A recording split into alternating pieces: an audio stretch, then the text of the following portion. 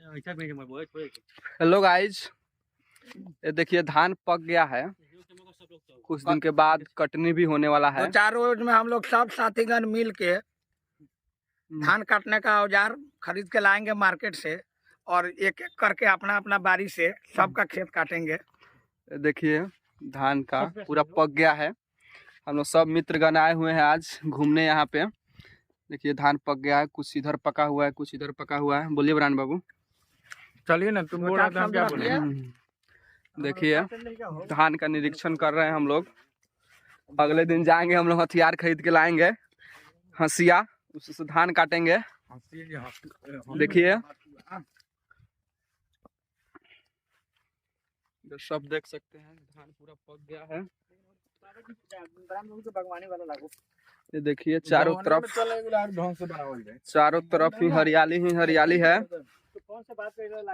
एकदम